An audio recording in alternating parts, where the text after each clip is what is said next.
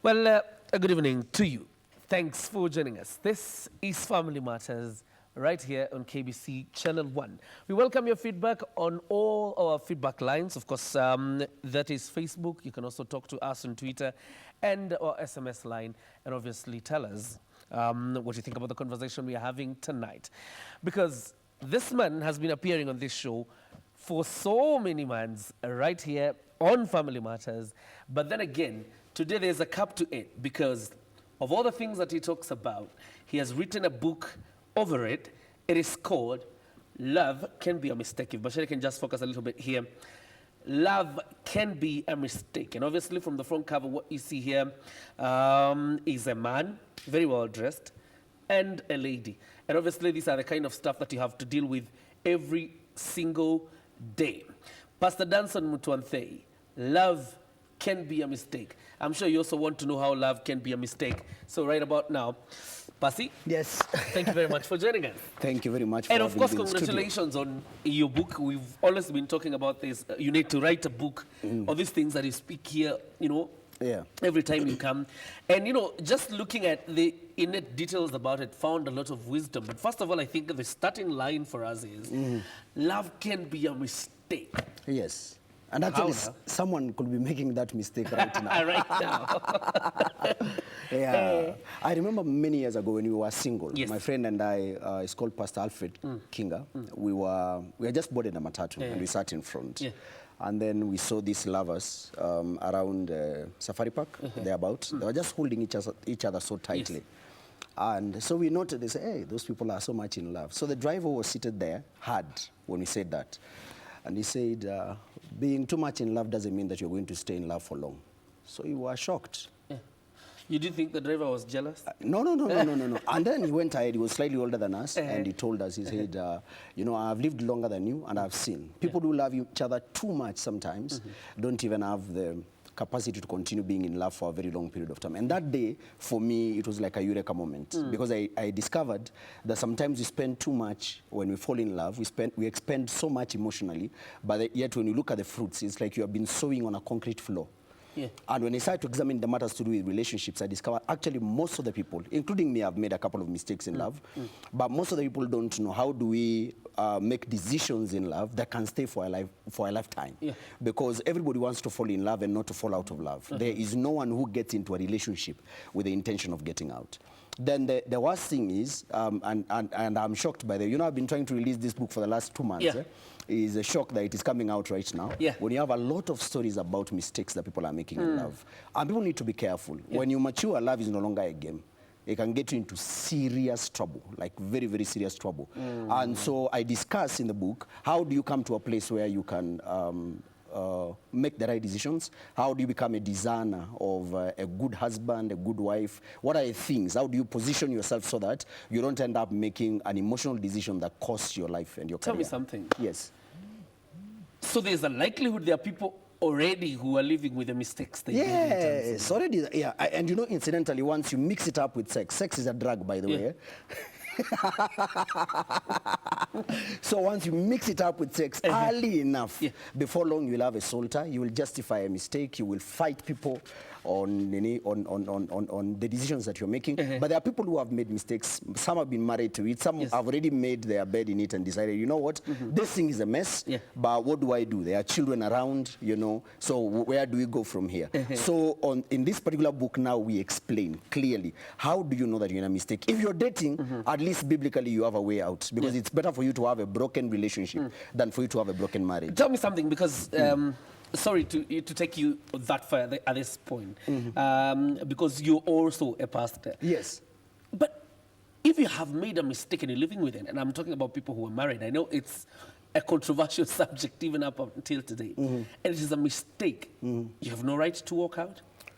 Of course, now as a pastor, I'm not sanctioned. Maybe they should be having a conversation with somebody else, because the only authority I have from the government is to join. I don't have an authority to separate. Yeah.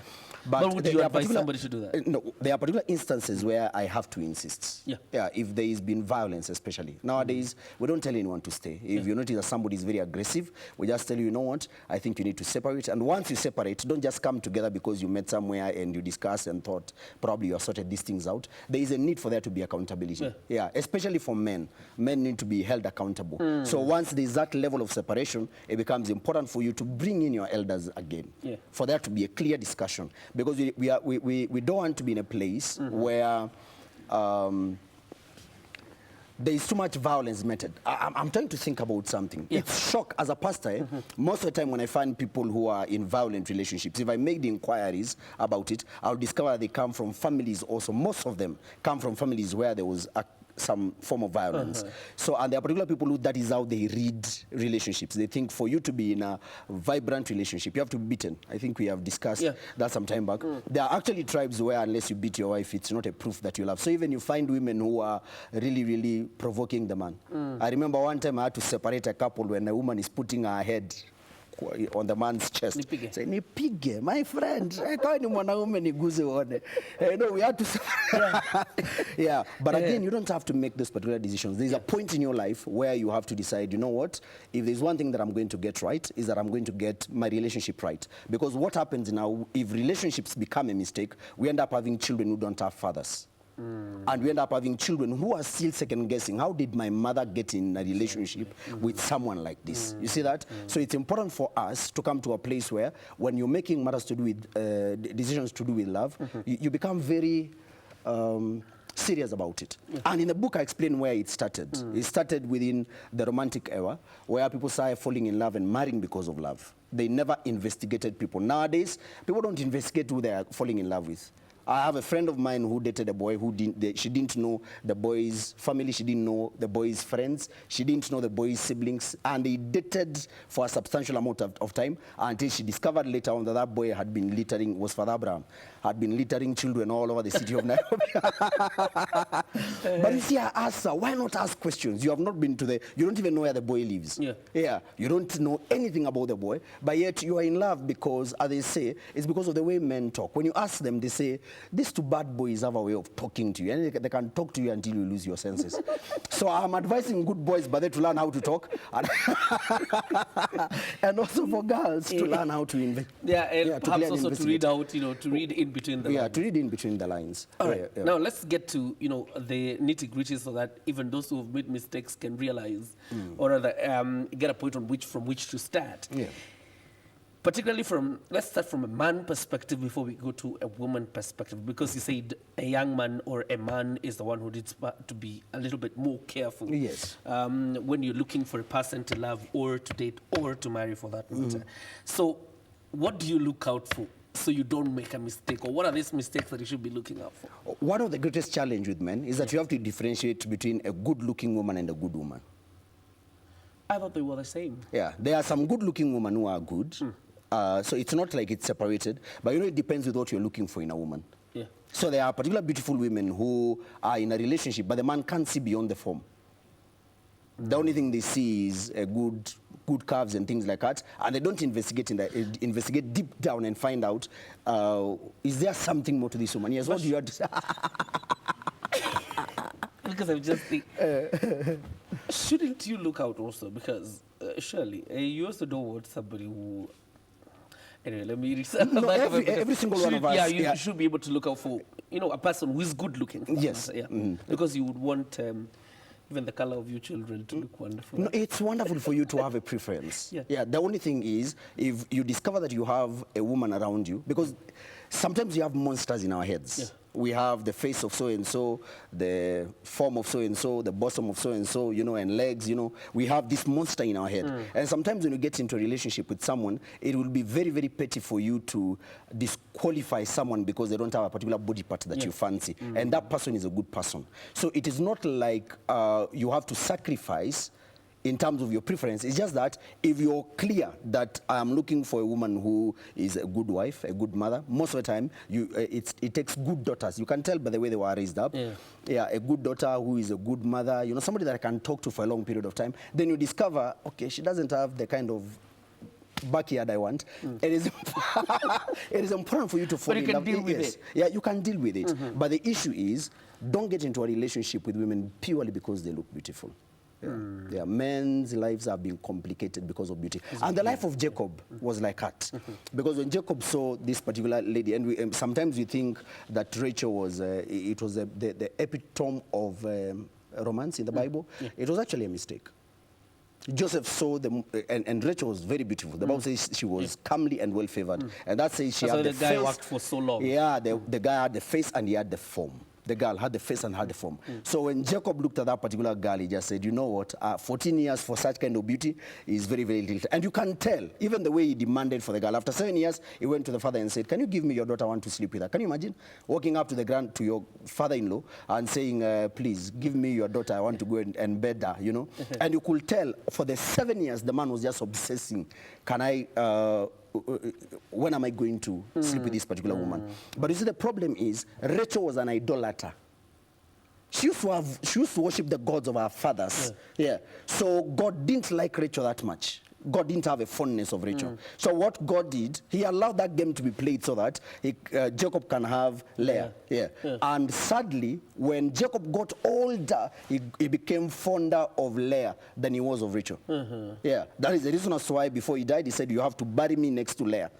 Because when a man grows old, he outgrows his childishness, he outgrows beauty. He moves from a beautiful face to a beautiful heart. And that is why I advise, if you're a young man, marry somebody that you can go the entire haul with, the long haul with. Marry somebody for your future. Marry somebody that you know we are growing old together. Not just somebody who, after a few wrinkles and things like that, you'll get yourself into serious trouble. Yeah. So you have to discern. You have to discern between a good-looking woman and a good woman. Both of them. That's the beginning point. Yeah, that's the beginning point. And if you want to know a woman, talk to her. For the people who are single, by the way, get somebody who you can talk to for a long period of time. If you want to know that your relationship will not work, if you go for a date and you're always saying otherwise, that date is not headed anywhere. It's the truth. It's the truth.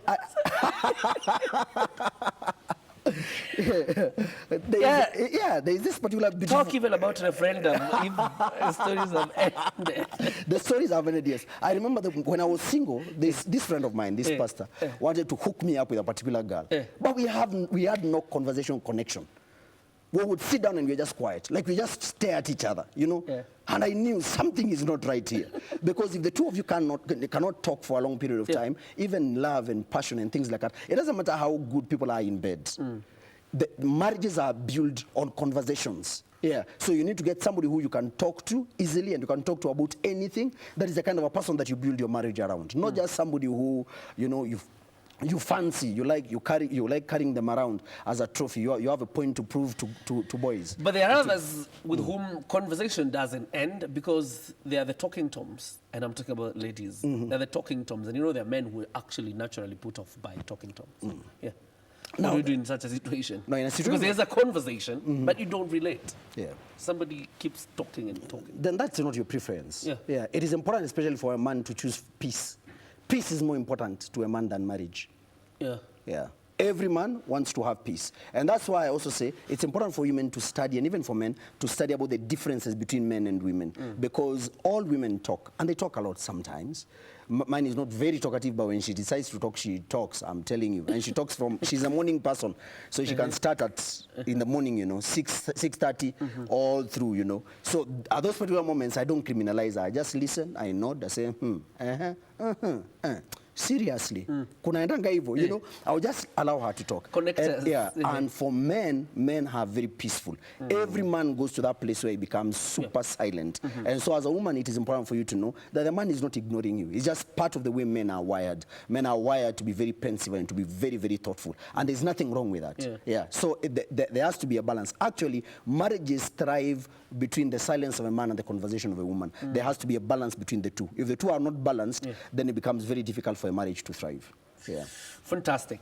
So the first thing is good woman vis-a-vis good-looking woman. Yes. That's the first point. Yeah, that's the first point. Then now for women need to be careful about drawing board and scoreboard. I think I have.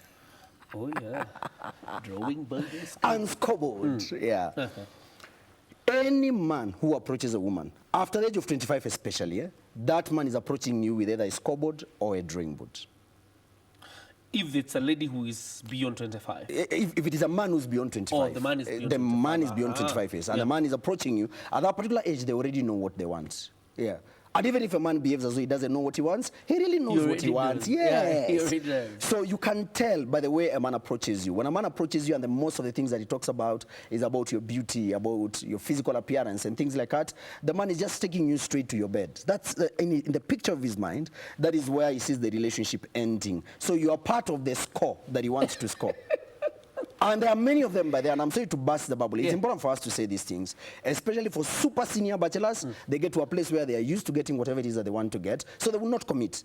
Yeah, so they will take you out, tell you the nice things, you know. Say they already know the game. They know their way around women's hearts. So they know exactly how to put you in a place where you feel emotionally desired, yet there is no commitment to it. So you're always wondering, what does this man want with me? Yeah, you know. So when it gets to that point where you notice this man is sending some non-committal signals, it's important for you also to send non-interested signals. Yeah. Yeah, because if you end up committing to somebody who's non-committed, you will have problems. Yeah. Yeah, and the man will come up and start telling you, you know what, you're not the problem, I'm the problem. You know, there are stories like that. So you start wondering, okay. So you even start empathizing with him. You start empathizing with him. Yeah, but you see, that is the way men who are used to getting what they want, that is how they behave. And at that particular age, you know, you need to decide also as a woman, what do you want? What do you want? You know, if you want to settle down, if you want to be in a relationship with somebody that settles down with you, it's important for you to watch out on those non-committal things. And so you will discover that a man shows up, he does a lot of things to win your heart. You know, then after a while, he says, you know, you're not the problem, I'm the problem, I need to sort myself out. I think we need to take a break, and he takes a break. And what you don't know is that he's moving on. Really, next one. That's not a break, it's a holiday. Yeah, it's a holiday. Yeah. And the man has disappeared.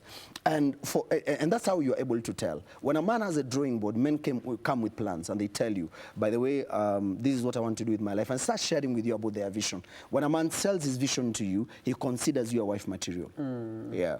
Tell me, there's a thin line between appreciating beauty and, you know, like the way you're saying that a man will come either with a draw board or a scoreboard for that matter.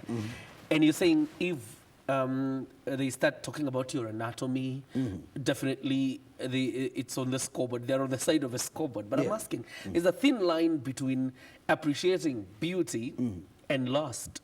So how will a woman figure out that?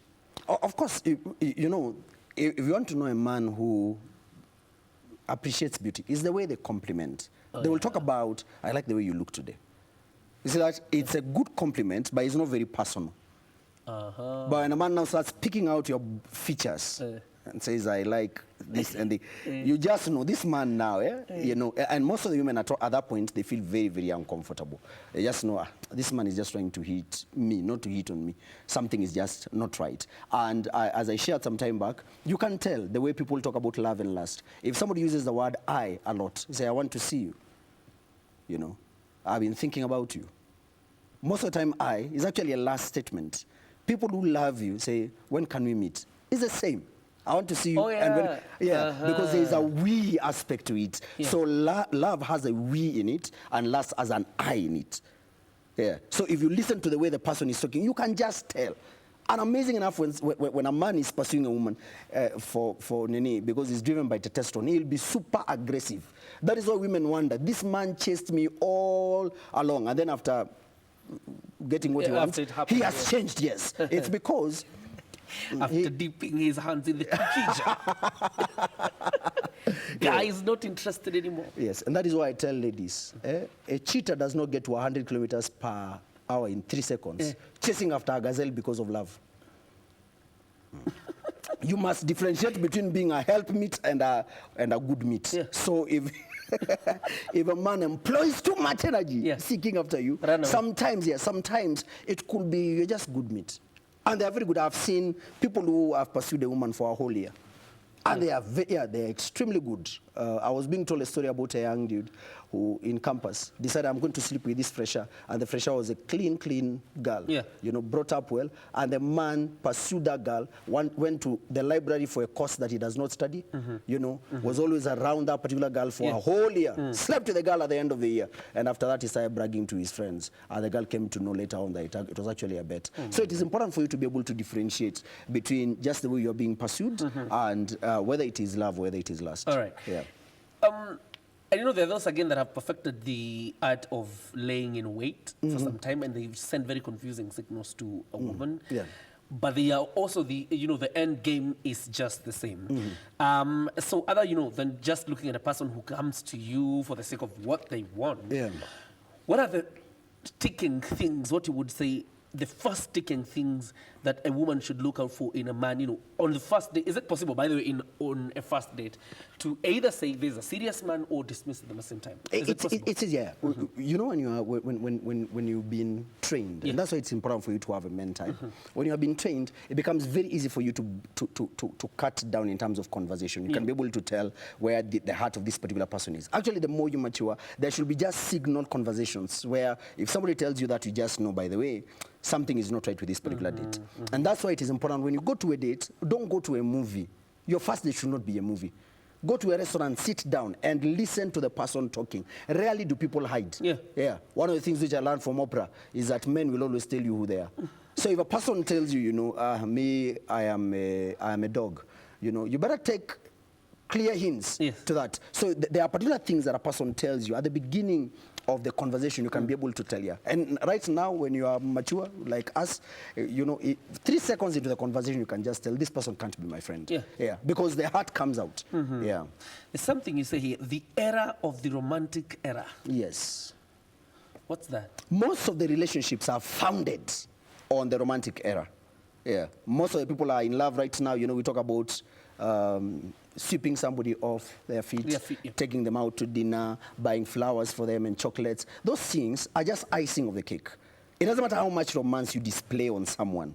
If the relationship is founded on the wrong foundation, good romance does not change bad relationships. But clearly, why, and without any pun to this, because we have seen this come up in the last 3 weeks of girls dying in the hands of sponsors, it's because of this very same thing that you're talking about, romance, because they would rather be with a person who has money, who can shower them with gifts and stuff like that, and not with a person they can grow with. As long as you're a hustler, boy, you have nothing. Reverend Kathy, who has forwarded my book, says something that is very interesting. He says, if you're looking for a man who lives in his own house, has his own cars, he has his business together, you're looking for a married man. Because the single men are trying to build up. It is important for you as a woman to be careful. Don't get into a relationship. There is a place where I share about that. Don't get into a relationship with a man who would rather doll you up and not prepare you for your purpose. Because there are particular women, and I've had this, some of them could be watching me. They are put up in a house somewhere. They are not allowed to go outside. They are being watched. But they are provided for whatever it is that they want. They are given. And they're prisoners. They are prisoners in that relationship. So it is important for a woman to come to a place where you realize you are a helper. Get a man who's going somewhere. Stand with him. And start building a family empire, a family legacy, the two of you. Rather than just looking for a sponsor who's going to spoil you, and then once he's done, he kills you. But the sponsor phenomenon incidentally comes from the romantic era. Because during the romantic era, that is when people were showing emotional bliss. You would travel to this particular place, take photos, So you're trying to become the envy of your friends. There's a competition. And majority of the things that you see by the way on social media are lies. People don't... Life is very serious, by the way, incidentally. Some of the things that we see on Nini, life is too expensive for us to expend on such kind of things. So they get into that place where they are taking photos and things like that. But what you don't understand is when they come down to the realities of life, they don't have the capacity to be able to build relationships. And so what we have out of the romantic era are people who have more demands. When people come in, like there's like a show that my wife likes watching a lot, that is very humorous. People have more demands than developmental capacity. So you hear somebody telling us, I would want this in a man, I would want this in a woman, but the reality of the matter is that they don't have the capacity to build a relationship with a person. So unless you're having fun, I would advise you, if you're serious about marriage, you need to get a mentor. Get a mentor who will train you, who will help you, and you'll be able to grow together with a man. Yeah. When you say the era of the romantic era, are you saying then romance should be thrown to the periphery? It should not be a consideration?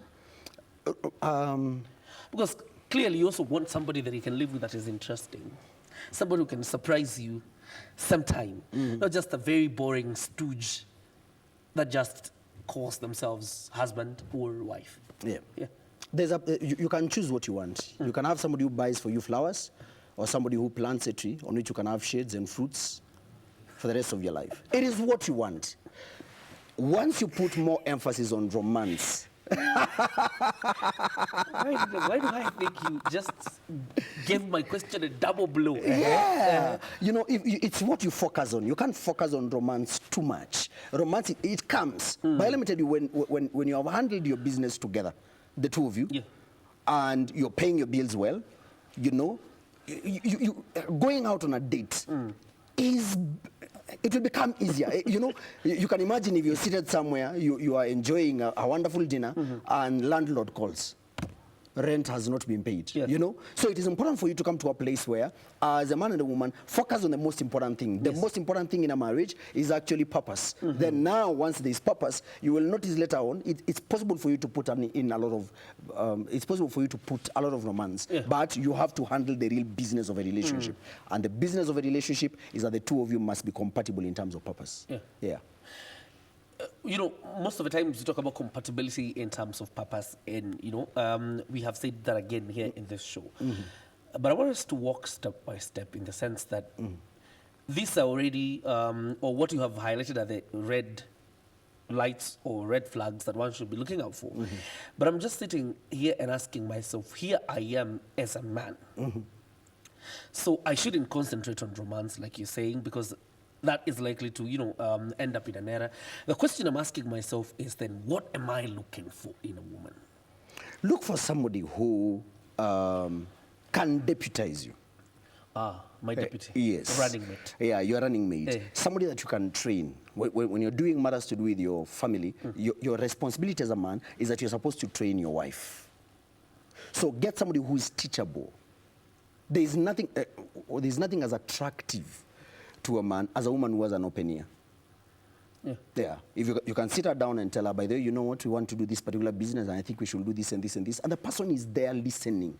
They are not giving you unwarranted responses. Just sit there and listen to you, so that the two of you can be able to agree. This is where our family is headed, and I want to train you in what I do, to a point where when I'm not around, you're able to handle business. I was so excited the other time, by the way, my wife preached for her first maiden sermon, and she did a very good job. But I've been training her since we got married. I train her extensively so she can understand the dynamics of matters to do with ministry and things like that. So even for you as a man, if you're doing business, it is important for you to get a woman who is available, and that is how you know. Does a person have a passion for what you're doing? If you get people who are too caught up in other things, the two of you will end up having division in the house. So it is important for you to get somebody that you can train, build up your wife so that she becomes your wife. Okay. Wisdom are the ways of men. And I'm thinking about a woman looking out for a person who can carry their vision, or a person who can actualize their vision, because I'm sure even women have visions and things they would want to do. This wisdom, wisdom is relative. No, wisdom is not relative. You see the way we have a constitution, and there is no lawyer who goes to the judge with emotions, with the wanting to have their own say. They have to quote the law. Wisdom is much more superior than opinions, and whatever opinion you have is founded on some type of wisdom. So when you're talking about wisdom here, we're talking about the wisdom of God. And the Bible is so clear. There are two types of wisdom. There is a worldly wisdom, and you can tell. It has including a dressing code. Yeah. Yeah. There is a worldly wisdom and there is a godly wisdom. Yeah. So in Proverbs chapter number 7, it tells us what are the attributes of the wisdom of the world. Yeah. And in both cases, both of them are feminine, because the word wisdom in the Hebrew language is a feminine word. So in Proverbs chapter number 7, it talks about wisdom completely, and it talks about the woman is very loud. And you can tell when a person is too opinionated, it's because they are deficient of divine wisdom. When somebody has no divine wisdom, they become the embodiment of opinions. Yeah. Then also the dressing code, it says that the woman is dressed like a harlot. The Bible doesn't say that she is a harlot. No. She's dressed like a harlot. You see, if I came here dressed like a policeman, if I meet somebody on the outside, they will salute me. Is it true? Because I'm dressed like one. So also there's a dress. There's a particular dressing code. But the issue here is most of the wisdom that we have is based on the houses that we have been raised in. All of us are children of some type of wisdom. Yeah. So you find if somebody has not been raised up in matters to do with church and godly wisdom, they will end up easily going towards worldly wisdom and things like that. Now, if there is a lack of incompatibility between the two, you'll discover that it is very difficult for you to build a house. So, like for example, you have a guy who enjoys drinking and a girl who enjoys going to Kesha. The two of them, it's impossible for them to have a good marriage. Yeah. But then, guys, my SMS line is not working, so obviously. Of course, I have seen people who have started sending in questions, but they're sending them through Twitter at Kioria, at KBC Channel 1. The hashtag is Family Matters. And also on our SMS line, there's no SMS line, actually. It's Facebook. You can inbox me, John Jacob Kioria, and we'll take your questions, actually, once we are done with what we're discussing here. But there's a matter I want us to get out of the way as we talk about love being a mistake. The aspect of age. Yes. And the age difference. Because there are men who are dating women who are older than them, and vice versa is happening. Although the other one appears to be more rampant, where an older man is dating a younger woman. Is there a possibility of a mistake when there's an age difference? Most of the time, there's a lot of reasons as why people get into a relationship. Yeah. And I've discovered that as a pastor, because there are moments where you can tell someone, you know what, I don't think this relationship is good for you. And the person will insist. There is nothing that you can do. If somebody shows up and decides they want to marry so-and-so, we are just given the privilege by the government to officiate. It's not like we can't superimpose our opinion on it. So I discovered that there are many underlying issues where people, that drive people to choose who they choose. So for example, if somebody has had a problem with daddy issues, women who have not had a father figure for a long period of time, or even men who have not had mother figures for a long period of time, you will discover that they are attracted to people who are a particular age bracket, because that way they can have a lover and a mother all at the same time. So what they're looking for is try to fill up the gap of their childhood with this particular figure. So you will discover these particular women, most often than not, they are more driven towards men who are older. And it's because they are having a lot of daddy issues. And that's why those ones become very easy for them to be spotted by people who want to sponsor them. Because it is a level of vulnerability. And whether you like it or not, we send signals for some reason. Somebody will just know this person is vulnerable to have a relationship like this. But it's because of those particular underlying issues. So, and unfortunately, we go through life without sorting them out. So you didn't deal with your daddy issues, then you end up looking for a father where your boyfriend is concerned, and then before long you get bored because that person is listening to Bob Marley. You are listening to Rick Ross. You're doing shaku shaku dance. Oh, you know shaku? Of course, yes. I know shaku. Okay. I know shaku. Yeah. Okay. So it's important, and after a while, it creates a problem. For example, people who are older, the older you grow, the more easy it is for you to be irritated by something. When people are younger, they have the capacity to tolerate things that you do. But when somebody is older, they'll just look at you and say, "In you toto." But if it's somebody your age, they might be able to understand because nyinyi wote mko na utoto. But now when someone is mature, and that is where the friction between the older people and the younger people come in, because the two of you are living on a different age bracket. So it's possible for you to have marriages that work, but the age difference should not be too big. Yeah, especially between a younger man and an older woman. Don't push it too much. Yeah, don't push it too much. There's actually one who is asking here about 1 year. 1 year is not bad. Yeah, if the lady is 1 year older than you. Yeah, 3 years is provided also she respects you as a man. Yeah, because the other problem, the other problem with taller, older girls is that they might not respect you. You're talking to them and looking at you like this. So as long as she has that aspect in control, then it's okay. So if she's older than you, look for a shot. Yeah, don't have anyway. It's just a joke, but. That's also important because it's that risk. Yeah, when you're dealing with an older woman, find a woman who can respect you. Yeah. If they don't respect you, it's double trouble. You remember we were talking about don't mother a man.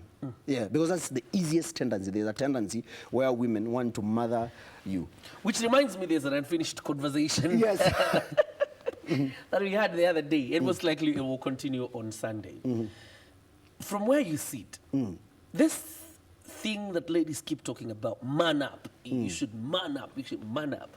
What is manning up? Manning up is just taking responsibility. All right. The pure sign of responsibility is maturity. Maturity is responsibility, where you're able to handle business. You can't be in a place where, you know, landlord knocks and you're also asking your wife, what are we going to do? You're the man in the house.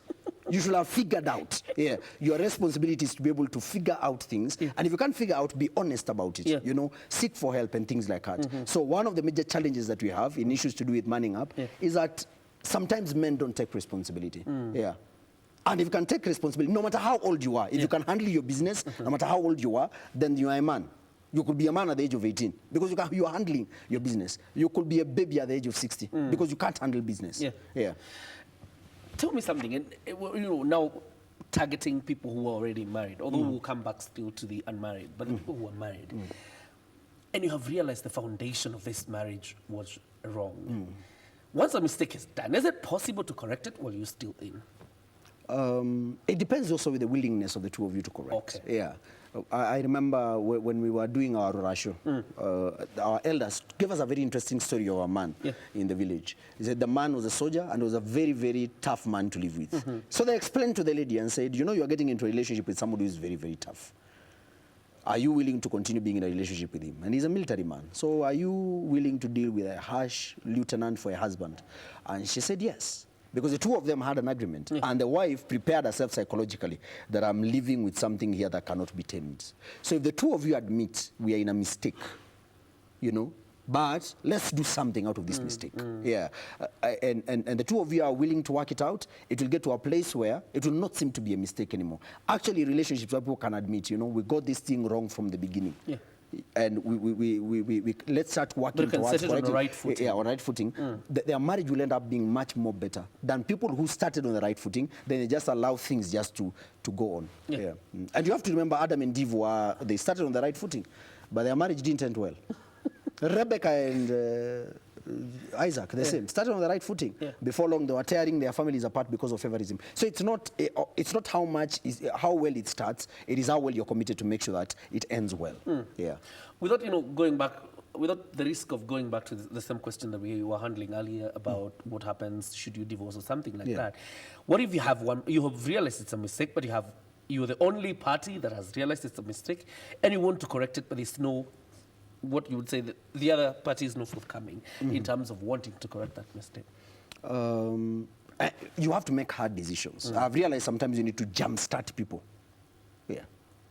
Jumpstart? Yes. And the way you jumpstart somebody who seems to be sleeping is that we need to give ultimatums. I say you don't do ultimatums a lot, but also be very, very clear. You know, if something continues, like, for example, if somebody is sleeping around too much and you've gotten to a place where you're tired of this, you know, you have tried to talk to him, you've talked to a different group of people and the person is not changing, then you need to give a clear ultimatum. This thing, if it doesn't change, I'm leaving. And when I leave, I'm not coming back.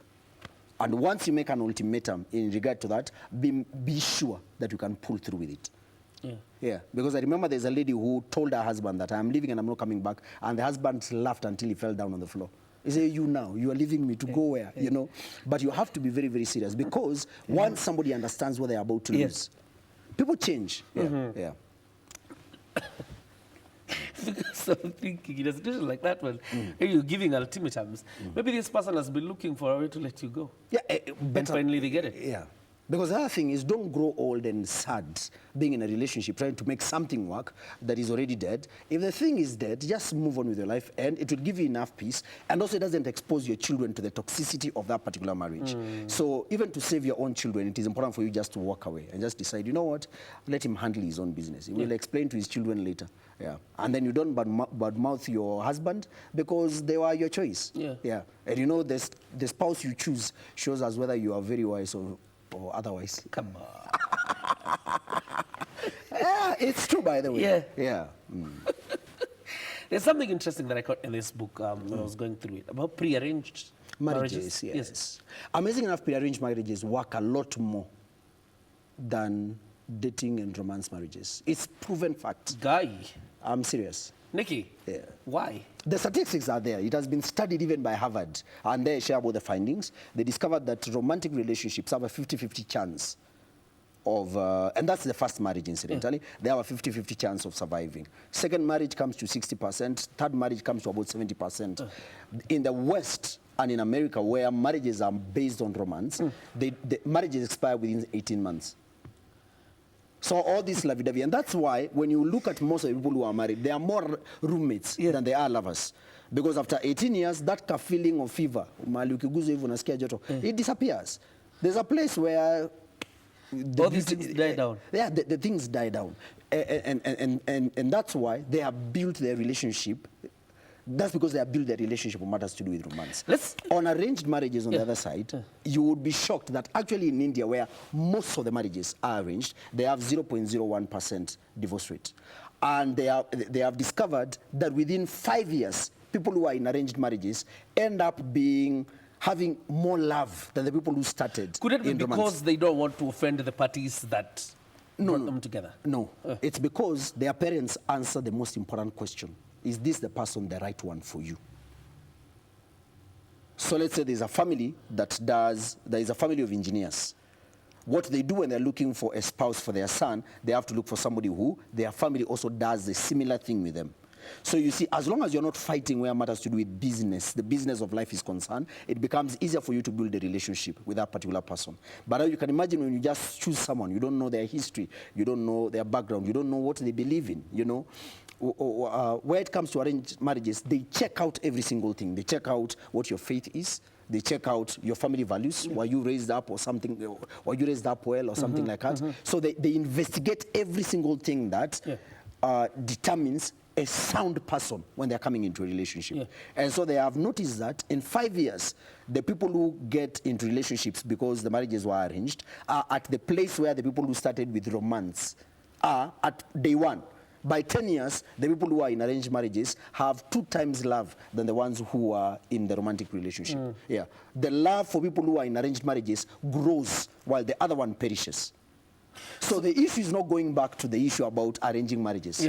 The issue is, can you investigate the person that you're getting married to? Investigate what is their value system. Investigate what is their sense of purpose. Where are they headed to? Investigate how are they raised up. If you find a man who has been having a problem with a mother, you will always have problems with him. If you find a woman who does not respect her father, it is impossible for her to respect you. So there's just something that you just need to investigate. How are they brought up? There are a couple of questions that you can check so that you make an informed decision the way the parents of arranged marriages made decisions. Well. And I'm telling you, by JJ, people think it is a joke. After honeymoon, you have only 2 things remaining. You have purpose and you have faith. After honeymoon. And babies. And babies. If you had a honeymoon baby. And making babies, right? And making babies, Well, investigate. Investigate. Ask questions. Check out how the family is. Find out, is it a stable family?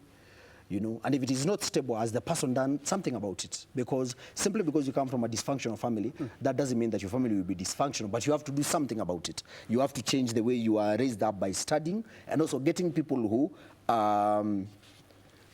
they have a stable marriage. What if you investigate and discover that actually at one point at my lineage, there was witchcraft? At one point on the lineage, have they dealt with the witchcraft? Incidentally, How will you know if we have dealt with it? Incidentally, I told you some time back, Yeah.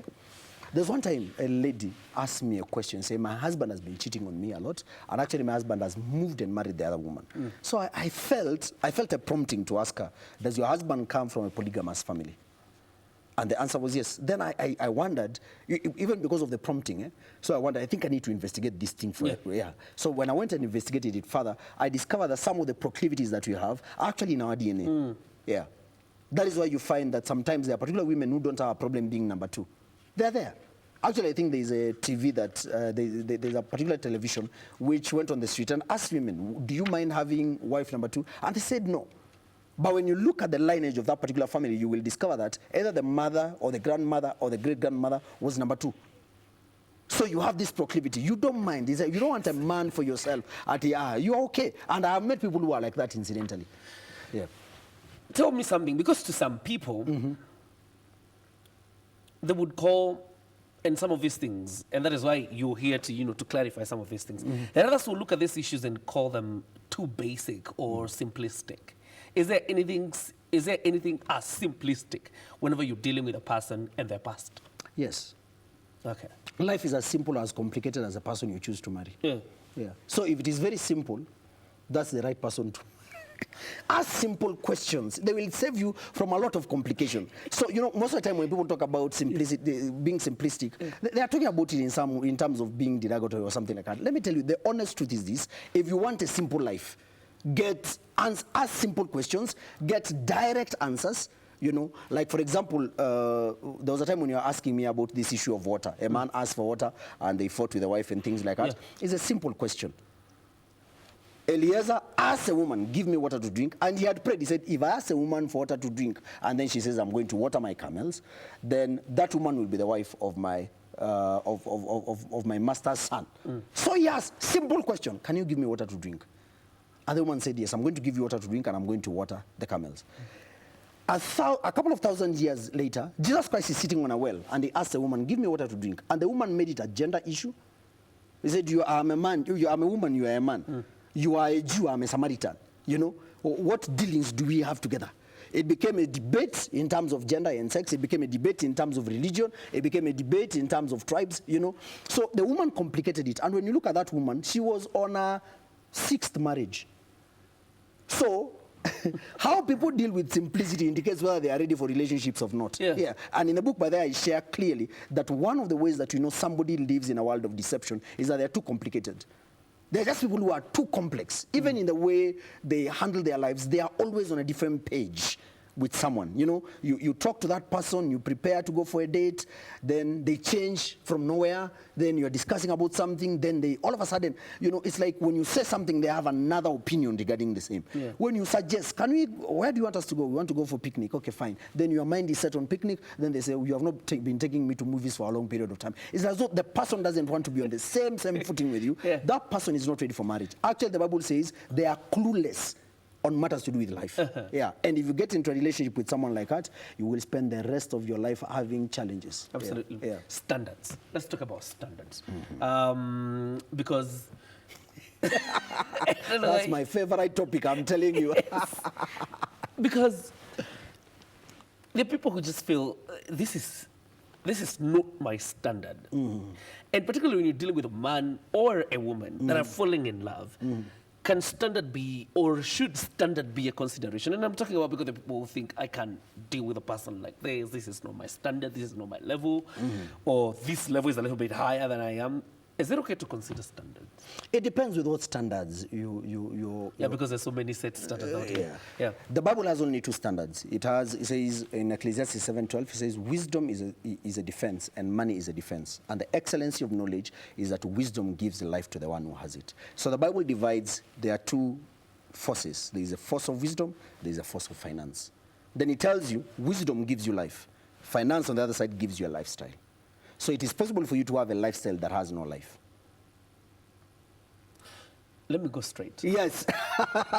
So if the person is talking about, like, you know, my standards of living are on this particular capacity and things like that,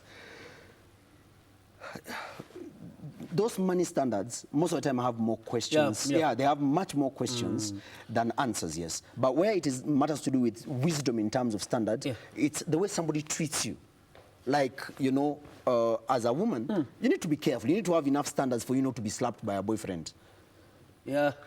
Yeah, and I've seen women who have been slapped by boyfriends, by the way, and they have stayed. You ought to have some sense of self-respect. Yeah, what love? See my pencil? No, that's not love. I told you, most of the time when you find something like that, I can assure you, sex is somewhere at the center. Oh yeah. Yeah. Because, and I talk about that issue about sex in the book, because sex and drug addiction is the same. Incidentally, when they do an MRI on someone who's having sex and somebody who's taking drugs, the brain is structured the same way. So these people stay there. They're being beaten, but they go back because they're going back to their drug dealer. Yeah. So you want to have standards. Yes. Yeah. And when you say, you know, I deserve something better than this, most probably you need to take yourself out. You need to sit down and examine, how do you want to be treated as a person? Because that's the proper standard. Yeah. And don't just demand it, demonstrate it. If you don't love yourself, it becomes very difficult for you to love another person based on the standard. It becomes very difficult for you to love yourself based on the same standard.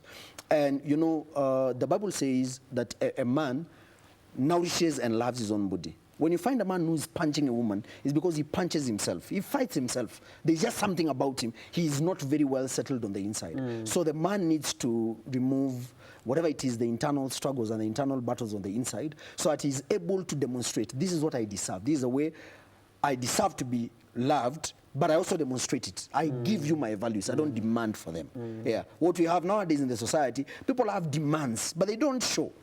Yeah. You've not treated yourself in that state where somebody would come in and treat you on that particular level.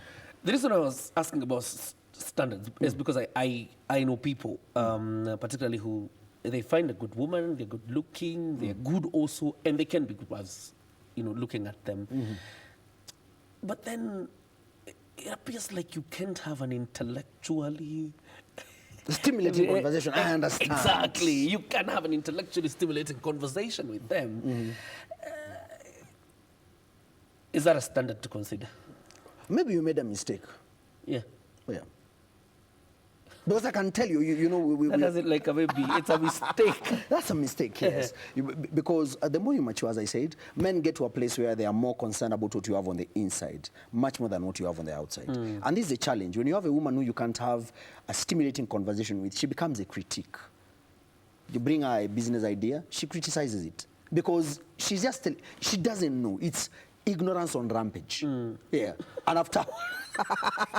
ignorance on the rampage. Yes. And after a while, you get tired. And that is why you find that there are particular men now, they have this particular person. They call them work wives or something like that. Because this is a person who you can have a conversation with. When you talk, the two of you are hitting at the same level, you know. So it is important for a woman also to grow intellectually, especially on things around about what the husband does. It is important for you just to employ knowledge on it. And there is a lot of information on the internet, a lot of information on YouTube. You can just go and check and become an expert also in the things that your husband has been doing. Absolutely. So this book, I see we're almost winding up. This book, Love Can Be a Mistake. It's an interesting book. I would actually say it's a guidebook of any person out there that is dating. And even those that are already married, you can take some lessons here and perhaps be able to set your marriage on the right trajectory. Love Can Be a Mistake by Pst.Danson Mutuathwei. By the way, the forward is done by the Reverend Kathy Kuna of JCC. And it's quite an interesting book, by the way, if you go through it. And some of the things we've spoken here, not actually some, all of them that we've spoken here are actually in this book. So let's say I want to buy this book or I want to have the book. What happens? You just make an order. We have our normal lines, 0799 18 19 60 and 0799 18 19 61. Yes. Or you can contact me on Pst.Danson on any forum, Twitter, Instagram, Facebook. You can contact us. It's going for 1,000 bob. Yeah. Yeah. And if you within the CBD, we'll just It will be delivered. Yeah, it will be delivered. Okay. If you are outside the CBD, we will discuss in terms of the way we can ship it to your to your place. All right. Yeah. Are you going to give out the numbers to call if they need the book? Yeah, let me give them out again. 0799 18 1960, 0799 18 1961. I'm telling you, they are ringing right now. Yeah. People in KBC don't joke. They call immediately, yes. And I want to say this as a parting shot. Relationships don't disintegrate when they get into marriage. Yeah. They're already disintegrated when you choose. Once you choose, you have decided whether your marriage is going to work or it is going to fail. It's you deciding your fate. So what I've done, I've put a lot of information in terms of how you can grow to a place where you can make the right choices where spouses are concerned. Because if there's one thing that we all deserve, we deserve to have a relationship that stays for a long period of time. We deserve to be married, and we don't go through the drama and the theatrics around How about marriage. those who don't want to get married? Read it. It might give you a reason to get married, because sometimes you have valid reasons. Yeah, you say, I've seen too many things, and that's why you need a book. Because some of the people who you are around might even make you come to a place where you do not want to get married. Yeah, yeah. By the way, some of the biggest problems you have in this country could be because of Wrong we marriages. don't read. Yeah, we don't read. Yeah. Kenyans don't have a very reading culture. But by the way, you can change that through reading this book. But there's one more question we want to ask you before we go. The time is running out. And it's about sexual ties, because there are sexual ties involved. All right? Yes. And it is a mistake. You realize you've already done a mistake. And actually, from my Twitter account, this is the consistent question. Yeah. On it's a mistake, there's sexual ties involved, and tying yourself. I'm telling you, that is a that's a whole topic, and I would want to deal with it. Incidentally, I've discovered right now people are very interested in coming out from that, because what happens is you end up settling with somebody, and you find somebody after you've made a couple of mistakes in the past, and this person is the right one, but somewhere at the back of your mind, you have an addiction to an ex, So how do you get to a place where you break them? And in the book, I share detail. I share signs to know that you have a soul tie. I share how do you break a soul tie, And I would request them to pick the book. By the next time when I come, let's talk about sex, baby. Let's talk about... so that we can be able to... Wake up. Yeah. And You know that song? Yes, I know Sexual healing. Yeah. I'm old school. Wake up. Yeah. So we talk about that next time? Yeah, we will talk about that next time. All right. Yeah, and also I will show people how to go through and break that thing, because it is not good. It is not good. That's why you hear people being called other names when the action is going on. And nowadays people call each other baby, love, sweetheart, things like that. Now ask him, what is my name? You will hear strange names, I'm telling you. So it is important for us to break them. And unfortunately, once you get married and there is a lot of soul ties before, you become very disinterested and very disengaged where matters to do with sexuality is. That's why most of marriages suffer sexually. My director up there is asking me to wind up. But let me just read this comment, because it's very interesting, and I thought it was profound, by Andy Karaba, who says that point about the success of arranged marriages lends credence to the theory that our cultural change from traditional style unions to Western style unions is a major cause of failed marriages in our society. But very quickly from what if your partner loves you but you're not yet convinced he or she is the right one for you? As I said, the only way that for you to know whether somebody is right for you or wrong for you, you have to see them through the lens of your purpose. When you say they are not good for you, what do you mean? So you have to, where do you want to go in your life? And gauge them based on that. Any other thing that is G height and any those things will get you into trouble. You'll just get a tall demon in your house. Get purpose, do business of life. And incidentally, no, John Jacob, do you know I told him of a fact I have discovered. If the two of you are doing the business of life, you don't fight. If you find marriages where people are fighting a lot, it's because they have nothing to fight for. So get a person that the two of you can do the business of life together. And it's much easier that way. Baby, want to do life with you. I want to do life with you.